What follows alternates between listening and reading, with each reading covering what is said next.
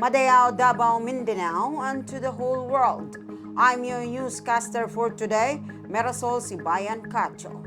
And before we begin, don't forget to like, comment, share, subscribe, and hit the notification bell for the latest updates here on the Pinoy Rap YouTube channel.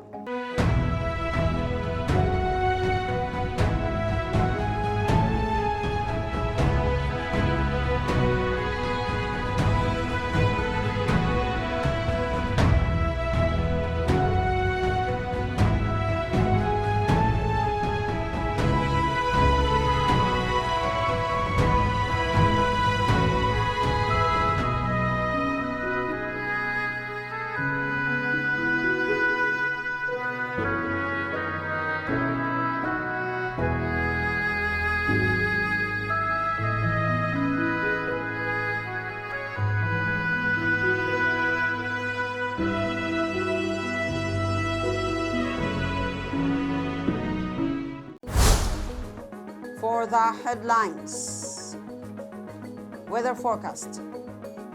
Philippines sizzles under scorching heat. Local news. Davao City confirms 2 impacts cases, 1 fatality. Environmental groups file right of kalikasan against Samal Davao Bridge project. 23 injured in Monday, Thursday, jeepney collision in Davao City. Davao City Health Office monitors contacts of impacts cases. National news. Filipino devotees reenact Christ's crucifixion in Good Friday rituals. Supreme Court reverses Comelec's disqualification of Smartmatic. International news. U.S. airstrike on Yemen's Ras Isa oil terminal kill over 80. France invites global scientists amid U.S. research funding cuts. Entertainment news. Nora Honor, Philippine cinema icon, passes away at 71. Ryan Gosling joins Star Wars universe at Tokyo celebration. Trivia.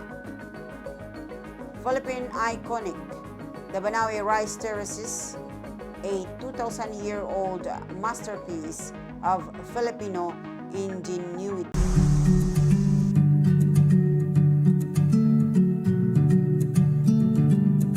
Weather forecast. Philippines sizzles under scorching heat. The Philippines experience sweltering temperatures, with several regions recording heat indices reaching the danger level, prompting health advisories from the Philippines Atmospheric, Geophysical, and Astronomical Services Administration, PAG-ASA. Davao City, the city faced extreme heat, with temperatures peaking at 34 degrees Celsius and a heat index of 38.4 degrees Celsius. The Davao City Disaster Risk Reduction and Management Office, CDRRMO, reported partly cloudy to cloudy skies with light to moderate rainfall in some area. Residents were advised to stay hydrated and minimize outdoor activities during peak heat hours. Manila, the capital city, recorded temperatures soaring to 36.1 degrees Celsius, accompanied by a heat index of 42 degrees Celsius, categorizing it under the danger level for heat-related illnesses. PAG-ASA urged the public to take necessary precautions, including wearing light clothing and avoiding prolonged sun exposure. Across the country, the weather was predominantly hot and humid. PAG-ASA's weekly outlook indicated that from April 18 to 20, The entire archipelago would experience partly cloudy to cloudy skies with isolated rain showers or thunderstorms, especially in eastern sections due to easterlies. The public was reminded to remain vigilant against potential heat-related health risks, to stay updated with local weather advisories.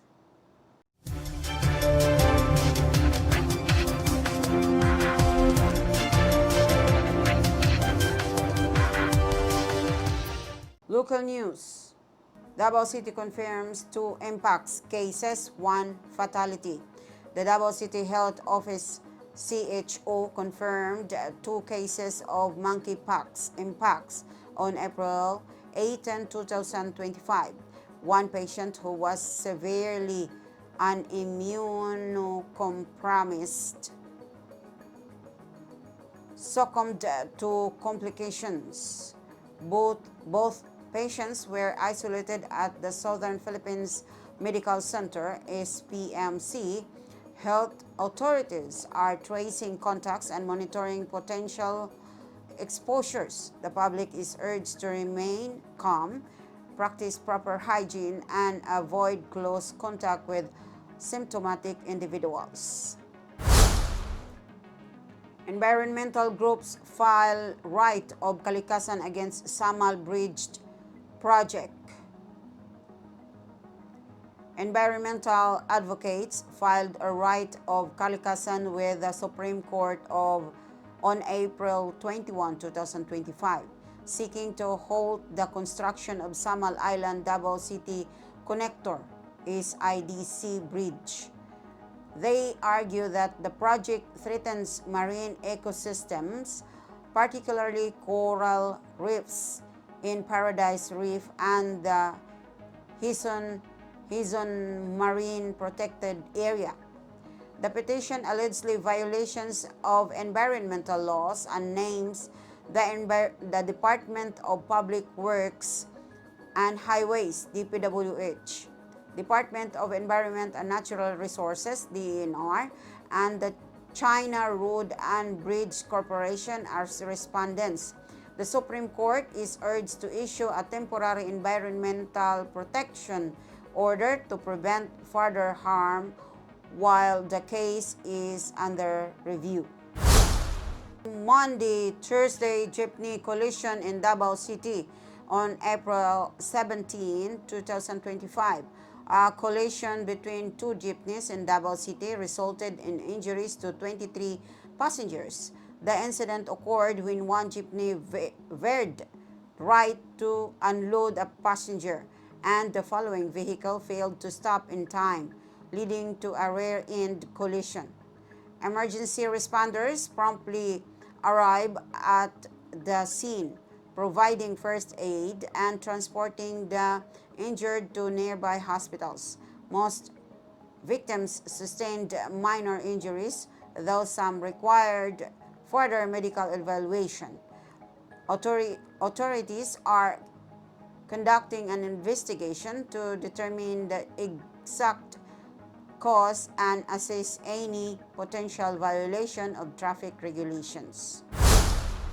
Davao City Health Office monitors contacts of impacts cases.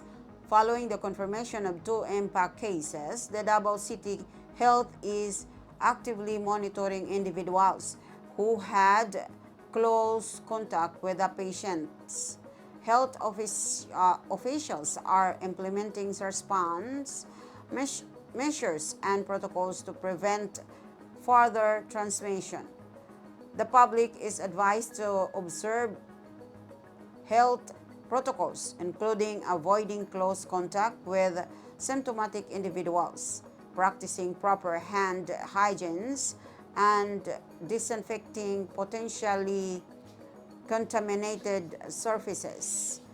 The CHO emphasizes the importance of early detection and isolation to prevent further transmission.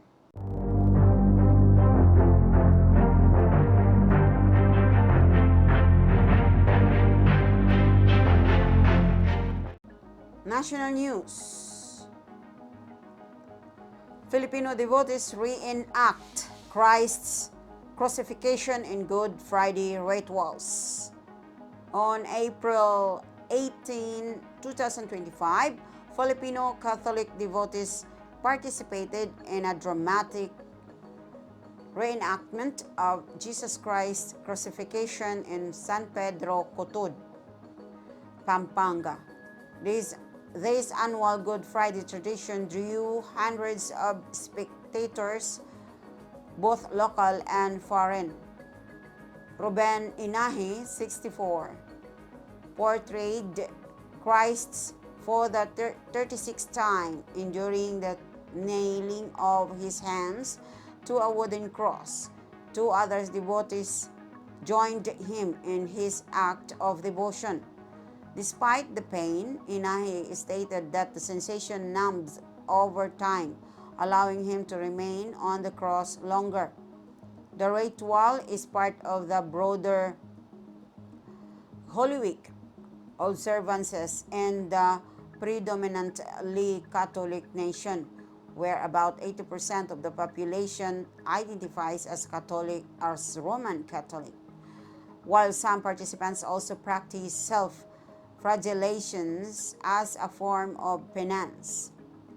The Catholic Church discourages these extreme acts, advocating for prayer and genuine repentance during Lent. Supreme Court reverses COMELEC disqualification of Smartmatic.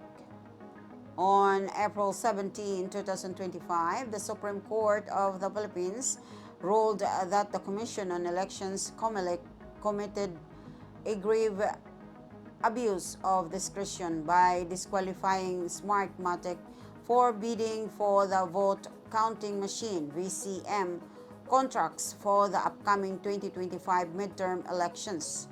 The court's decision does not nullify the bidding process that awarded the contract to Miro Systems, leaving the company as the provider of the VCMs for the elections. COMELEC has filed a motion for reconsideration. The ruling has sparked debates among lawmakers and stakeholders, with some calling for the reissue of existing VCMs to allocate more funds to address the high costs of goods. Smartmatic has urged COMELEC to utilize the warranty of 93,977 precinct-based optical mark reader machines and their accompanying election management system that remain under the Commission's ownership.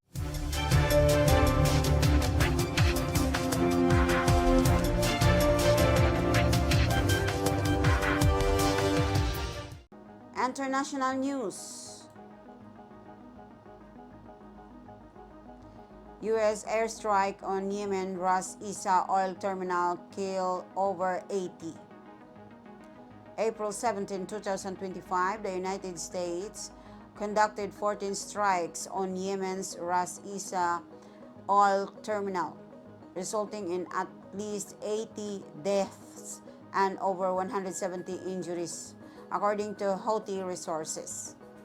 This marks the deadliest attack in the ongoing U.S. campaign against Houthi forces, initiated in March under President Donald Trump's administration. The strikes targeted the oil terminal, a critical infrastructure for Yemen's economy and humanitarian aid distribution. The U.S. military stated the objective was to degrade the Houthis' economic resources used to funding attacks on international shipping and the Red Sea. However, the Houthis condemned the strikes as war crimes, noting that many victims were civilian workers, including paramedics. The International Committee community, including the Iran and Hamas, criticized the U.S. actions, warning of escalating tensions in the region. The United Nations expressed concern over the humanitarian impact, urging restraint and dialogue to prevent further deterioration of the situation. France invites global scientists amid U.S. research funding cuts. On April 18, 2025, French President Emmanuel Macron extended an invitation to international scientists to work in France, responding to significant research funding cuts in the United States under President Donald Trump's administration. The initiative, Choose France for Science, aims to attract researchers facing job insecurity due to U.S. budget reductions affecting universities and research institutions. Operated by the French National Research Agency, ANR, the program offers co-funding opportunities for projects in critical fields such as health, climate change, artificial intelligence, and space studies.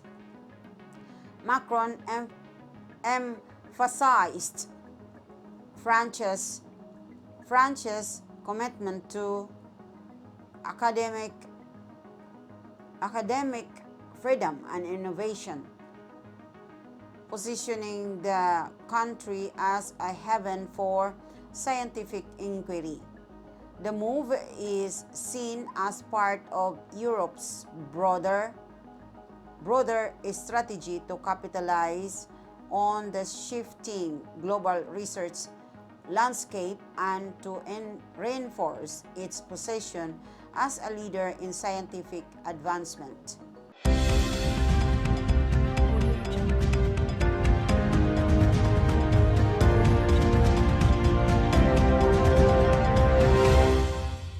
Entertainment news. Nora Honor, Philippine cinema icon, passes away at 71. The Philippine mourns the loss of Nora Honor, revered as the superstar of the Philippine cinema, who passed away on April 16, 2025, at the age of 71 due to acute respiratory failure following a medical procedure at the Medical City Ortigas in Pasig. Honor's illustrious career spanned decades, with critically acclaimed performances in films like Himala and Naglalayag. Her contributions to the arts earned her numerous accolades, including international awards as a star of the Philippines Walk of Fame, and recognition of her cultural impact. The National Commission for Culture and the Arts announced that she would be accorded state memorial services with a state funeral to be held at the Libingan ng mga Bayani, the National Cemetery. Fans and fellows artists have expressed their grief and paid tribute to her enduring legacy in the Philippine cinema. Ryan Gosling joins Star Wars universe at Tokyo celebrations. In a thrilling announcement at the Star Wars celebration event in Tokyo on April 18, 2025, actor Ryan Gosling was revealed as a new addition to the Star Wars universe. Gosling joined fellow actors Pedro Pascal and Sigourney Weaver at the event, generating excitement among fans worldwide. While specific details about Gosling's role remain under wraps, his involvement signifies a fresh direction for the franchise. The event also featured appearances by the other notable celebrities and showcased upcoming projects within the Star Wars saga, highlighting the franchise's continuing expansion, and global appeal.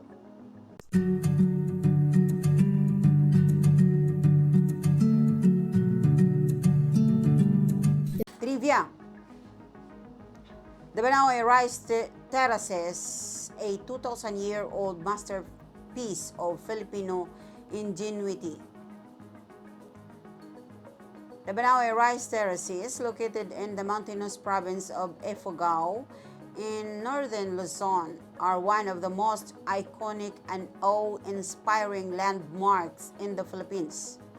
Often called the eighth wonder of the world, these terraces were hand-carved into the rugged slopes of the Cordillera Mountains by indigenous Ifugao ancestors more than 2,000 years ago.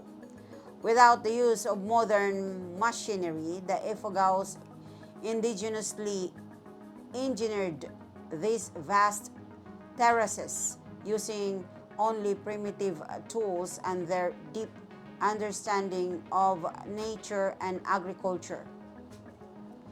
The terraces function as a gravity-powered irrigation system. Water from the mountain forests flows downward through canals, bamboo pipes, and stone structures, nourishing at each level of rice paddies.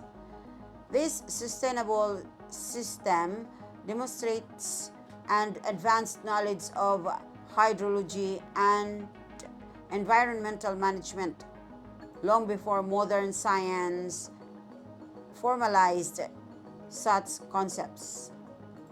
Spanning approximately 4,000 square miles, the terraces resemble giant staircases to the sky and are still used for farming today. Aside from rice, the terraces also yield vegetables and other crops, providing livelihood to the Ifugao people. Their continued use symbolizes a powerful link between past and present, showcasing traditional farming methods passed down through generations. Recognized as a UNESCO World Heritage Site, the Banaue Rice Terraces are not only a visual spectacle, but also a cultural treasure that reflects Filipino resilience, creativity, and harmony with nature. They serve as a reminder of the importance of preserving indigenous knowledge systems and honoring ancestral wisdom. Despite threats from modernization, erosion, and migration, local communities and cultural advocates continue to work toward protecting and maintaining this priceless heritage. A visit to the Banaue Rice Terraces is not just a sightseeing trip, it is a journey from history, culture, and the enduring spirit of the Filipino people. Those are today's top news stories. This is the Pinoy Rob YouTube channel, connecting with Filipinos locally and abroad. Thank you for joining us. Once again, I'm Merasol Sibayan Katso, wishing everyone a great day ahead. Stay informed and see you in our next update. Madayao, Davao! If you find this segment informative, please click the thumbs up button and subscribe to stay updated with our latest news, and share this broadcast to your friends and family. Your support helps us keep you informed. Help us get our first 10,000 subscribers. Your engagement matters. Liking, sharing, and subscribing to our content not only helps more people discover the important stories we bring you, but also supports our team's hard work. It boosts our visibility in the algorithm, making it easier for others to find ways to stay informed. Plus, it helps us generate more resources to continue delivering the news you rely on. Thank you for being part of our community.